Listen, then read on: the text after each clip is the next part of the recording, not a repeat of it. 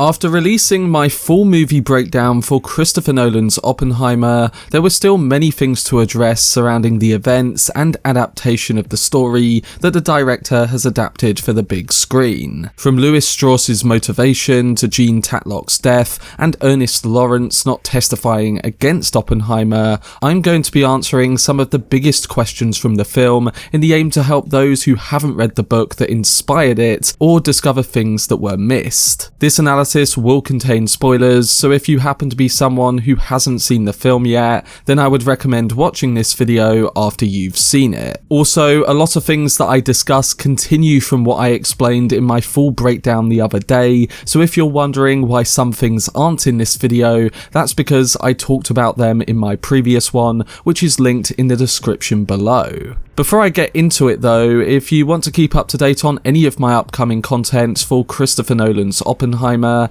then don't forget to support this upload by giving it a like rating, subscribing to the channel, and turning on your notifications. But without further ado, let's dive straight into some of the biggest questions from Christopher Nolan's Oppenheimer Explained.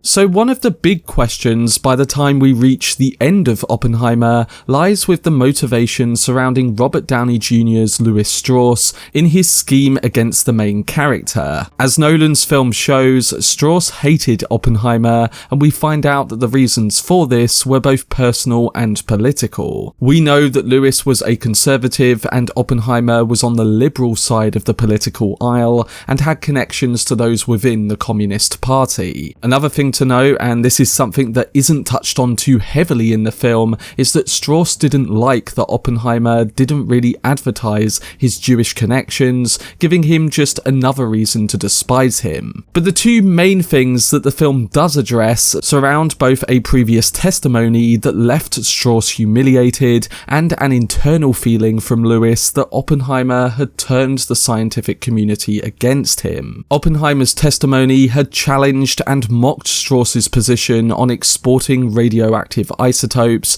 and after Oppie showed during this moment that he had much more expertise, it fueled Strauss's personal vendetta against him. On top of this, as seen in the film, Lewis thought that Oppenheimer had said something to Albert Einstein at the Institute's lake soon after they first met, but as we learn, this was fueled by his own paranoia because the two scientists were not discussing him at all. Einstein did mention that Oppenheimer would be attacked by his country, and that turned out to be very true when considering what Strauss eventually did. Strauss did a lot of damage to Oppenheimer's public reputation, following Oppie pushing for more openness between both the US and the Soviets when it comes to nuclear weapons. He tried to highlight that researching and developing more hydrogen bombs would result in an escalated nuclear arms race, which, as we know, did turn out to be true. So with Strauss opposing this view and having a personal vendetta, he put a lot of effort into bringing up Oppie's past, which involved communist connections, communicating with them,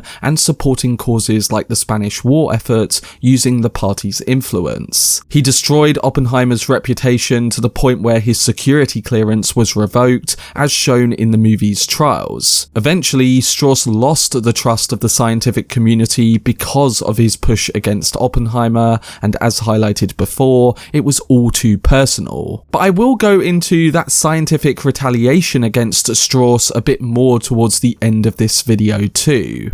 Coming to the next detail, this one isn't as clear as the motivations for the assault by Strauss because it involves a testimony that we never see. I'm talking about Ernest Lawrence and the testimony that he was going to give against Oppenheimer in those trial scenes. We learn quite close towards the end of the film that alongside his affair with Jean Tatlock, Oppie had also slept with close friend Ruth Tolman while he was married to Kitty. Now, Ruth isn't in the film that much, but when she does appear, it does hint at that relationship, which is described a bit more in the American Prometheus book. Before Oppie is brought on to direct the Manhattan Project, he's with Ernest Lawrence and Ruth's husband Richard, and the meeting involves the project itself. Because he doesn't have his security clearance at this point, he's asked to leave the room, and while he does so, he tells Ruth's husband that he'll visit her soon. While earlier in the film this seems like just a nice comment, once we get to those later trial scenes, it could actually be looked at as a slight attack by Oppie. In the film, there's a moment between Ruth and Oppie at a party, and it briefly indicates that they may have had an affair, as it reflects both his first meeting with Kitty and Jean. That affair is then later confirmed at the trial. So while we know that it did happen, the other question that stemmed from this was to do with the cancelled testimony of Ernest Lawrence. It was mentioned that Lawrence had colitis, but as we see at the end when Oppie is sat outside of the trial room,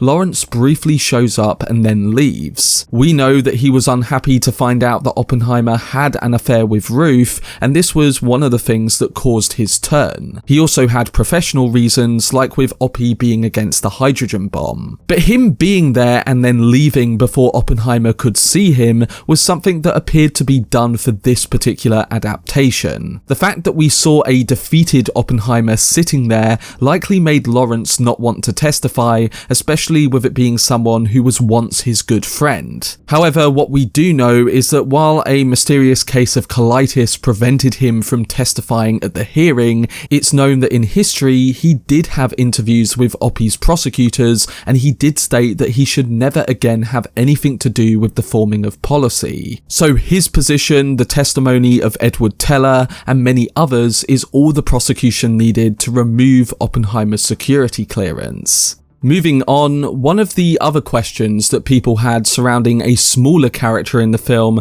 involves the person who later stood up for Oppenheimer and was a part of Strauss's hearing. In particular, some viewers have raised the question surrounding why Rami Malek's David Hill stood up for Oppenheimer at that confirmation. Well, David Hill was one of the many scientists who eventually signed the Leo Szilard petition, which was something that urged President Harry Truman to not use bombs on Japan. In the film, he tries to get Oppenheimer to sign this, and at that time, he ends up knocking the clipboard out of his hands. While Oppie didn't support the petition and believed that the bomb needed to be used, years later, David Hill stood up for him at the Strauss hearing. And of course, this was in a time where Oppenheimer had stood up against the government in building more powerful bombs and going against that idea of openness that he and Kenneth Branagh's Niels Bohr believed in. After the bombings of Hiroshima and Nagasaki, David Hill aligned himself with a group that were dealing with implications of the bombs in society. So the atomic scientists involved spoke up, and they believed that there was a responsibility amongst them to ensure that no more bombs would be developed. And as we see in the film, David Hill was one of the main scientists that testified at Lewis Strauss's confirmation hearing, accusing him of turning Oppenheimer's trial into a personal vendetta. And this leads us onto the next question, one that has a powerful and emotional resonance for the end of the film too. And that is, why did Oppenheimer not fight back during his trials? Well, while Oppie didn't regret the role he took on in building the atomic bomb, and he also believed that it should have been used in Japan, he eventually felt all the guilt surrounding what had been unleashed, and often spoke out about how a hydrogen bomb should never be used. Oppenheimer wanted the US to share their work with the other nations and pushed for more communication so that this knowledge and development of atomic weapons didn't turn into that mentioned arms race. While he was for the initial usage of them to demonstrate the power and to essentially stop this from ever happening again, he also felt guilty after the deaths of hundreds of thousands of people in Japan, and he immensely worried about the future of atomic weapons and how it could mean the end for all of us if they are used in the future. So when it came to that trial, Oppenheimer let himself fall and he took the unjust punishment that was thrown his way. Kitty wanted him to fight back, but he never did. Of course, Oppenheimer and Einstein had a quite similar path, and the final scene really does bring light to that. Oppenheimer realized that he'd started a chain reaction, not in creating an atomic weapon, but actually in an arms race that accelerated afterwards. The atomic bomb's creation led to something more worrying, and as highlighted in the film, he no longer had any control over it, just like we have no control over it being used today. Einstein's theory of relativity led to quantum mechanics, which became a foundation for the atomic bomb, and as Tom Conti's character states in the film, he no longer had the ability to truly understand what he started. So it's quite a sad reflection between them, and one that links into why Oppenheimer didn't fight back in his trials. He wanted to take the punishment and again felt extremely guilty for what he helped let loose. They didn't have a choice at the time, but the guilt from the bomb's creation afterwards never went away. So to wrap up the questions surrounding those trials in the movie, I thought I'd briefly explain the timeline of them and some of the important details that I missed out in my full breakdown the other day. In terms of timeline, the Oppenheimer security hearing, which actually was more of a trial, took place in 1954. In November 1953, the FBI director J. Edgar Hoover was sent a letter by William Borden, who's played by David Dastmalchian in the movie, and it concerned Oppenheimer's security file. In his opinion, that file was based on years of study and classified evidence that indicated Oppenheimer as an agent of the Soviet Union. The file included a decade of surveillance after his office and home were bugged, his telephone wiretapped, and his mail looked at. On top of this, Army officer and engineer of the Manhattan Project, Dave DeHaan's Kenneth Nichols, gave Oppenheimer his clearance, but was later providing testimony against him at his 1954 hearings. He believed that Oppenheimer was a communist and untrustworthy, and this fueled the Atomic Energy Commission's decision to strip him of his security clearance. Nichols said that he was a communist in every sense, except that he did not carry a party card. He also said that the Chevalier incident showed that he was not reliable, and that his false statements about that, which were to protect his friend, meant that he was likely involved with the party. Nichols' notes were not provided to Oppenheimer's lawyers or even made clear publicly, and as we see in the film, there was a lot of information that wasn't shared. A lot of the prosecutors were under the orders of Lewis Strauss, and that fueled the absurdity of the positions and claims they made. And eventually, Oppenheimer's lost security clearance meant that his role in politics had also ended, meaning that he couldn't stand up against the H-bomb program or have any influence at all. While he wasn't removed from the institute, the place that Downey Strauss introduced him to, he was cut off and became exiled. So the new world he had helped to create was no longer in his hands, and that was extremely worrying. He still gave lectures and spent his family time on the small island of St. John in the Caribbean, but as indicated, he was never the same afterwards, and guilt had affected him and his family. As pictured in American Prometheus, Oppenheimer was seen by many scientists as a martyr to McCarthyism,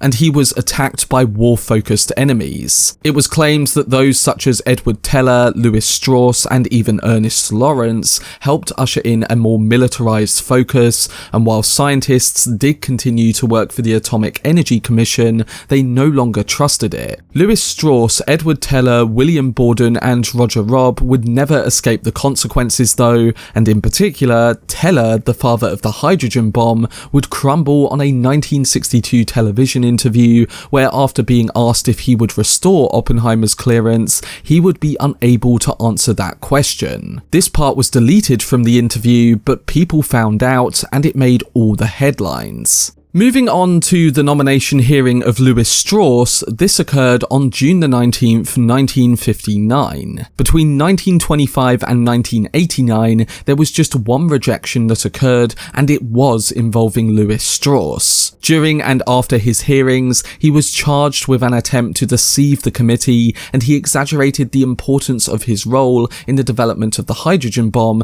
implying that he convinced President Truman to support it. Truman didn't like this, and a letter that he sent claiming that this was wrong eventually leaked, and it led to his hearings. Strauss thought he could still convince Truman, but as we see in the film, he had a lack of support, and even scientists were brought in to expose his involvement in Oppenheimer's humiliating trials. So David Hill and the scientists were against his confirmation, and the rest was history. Another thing to note in this brief breakdown of that timeline is that, like in the film, President John F. Kennedy was going to give Oppenheimer an award in an effort to rehabilitate his public image. If Kennedy hadn't been assassinated, he actually would have been the one to present Oppenheimer with that award we see given to him at the end of the film. Soon after, Edward Teller nominated him for that 1963 Enrico Fermi Award, which he had won the year before. And because Kennedy was assassinated,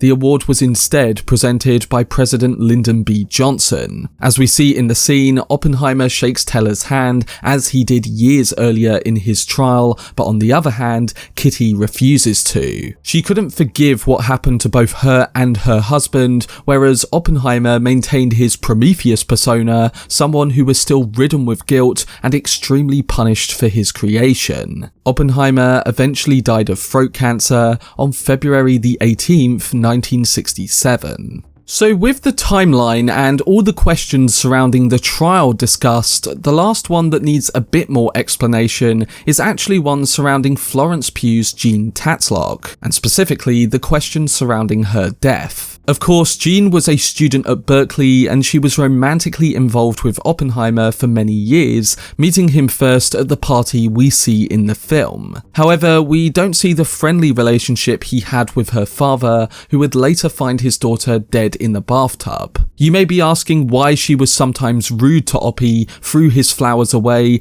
and also the reason for her death, as the film does make it slightly unclear. To be honest though, I think that is the very point. Jean was skeptical of organised religion, yet she was a devoted communist. Of course, communism was very different at the time she was involved, and it did become more radical as the years passed. Once her and Oppie's relations began, she had introduced him to many of her friends in the party, and it started his involvement with using the cause to give money to the Spanish war effort. But while their relationship was impactful and justified, it was also claimed that it was very intense, and as the film suggests, Jean had a lot of depression. She did tell him to stop bringing her flowers and shut down many managed proposals that he gave. She did also get him into the poetry of John Donne, which inspired the name of the atomic test site, Trinity, and while it's unknown if she got him to read the Bhagavad Gita during their sex scene, it is known that he was reading Sanskrit during those years. But when it comes to her death, what was known was that her father found her lying on pillows and her head submerged in the water. He apparently went through letters and photographs in the apartment, and while we don't know what they were, it is learnt that he burnt them in the fireplace there. Her death was labelled a suicide with the motive unknown, and she had taken a number of drugs beforehand. She was depressed, struggling with her sexuality, and she also felt alone, which Oppenheimer blamed himself for. He visited her during the Manhattan Project, but his commitment to it and to his family meant that he couldn't see her beyond that. In the film, we see Jean's death played out in different ways within Oppenheimer's mind, one showing her committing suicide in the bathtub, and the other involving someone drowning her. There's uncertainty surrounding it being a suicide because chloral hydrate was found in her system, and this was something used by CIA units who would knock out those that they intended to kill, or in the case of Tatlock, drown. In the American Prometheus book, a doctor is quoted by saying, "If you were clever and wanted to kill someone, this is the way to do it." So overall, it's unknown whether it was suicide or whether someone did it themselves, and with all the communist investigations and Oppenheimer and Jean being followed, it makes the situation quite blurry. It is known that one potential suspect was Casey Affleck reflects Boris Pash, the officer who questions Oppenheimer about his communist connections, and a man who also wiretapped Gene's apartment. In 1975, it was determined that Pash's CIA unit was responsible for assassinations and kidnappings, and he denied that this was true. So at the end of the day, we'll never know what happened to Gene, and that's why in the film you see multiple versions of that suspected suicide. But that was my video discussing some of the questions that arose from Christopher Nolan's Oppenheimer. I'm sure there will be many other things that pop up on rewatch and other examples which you guys may have picked out, so don't forget to let me know down below in the comment section. Also, if there is anything else that you can add to the topics I already raised in this video, then let me know, as it will be interesting to dissect the finer details as time passes. For more breakdown and topical videos on Christopher Nolan's Oppenheimer, then subscribe to the channel and turn on your notifications. Also, if you enjoyed this video, remember to leave a like rating and follow me on social media via the links in the description. But anyway, I hope you guys enjoyed it. I've been Cortex, and as always, make some noise.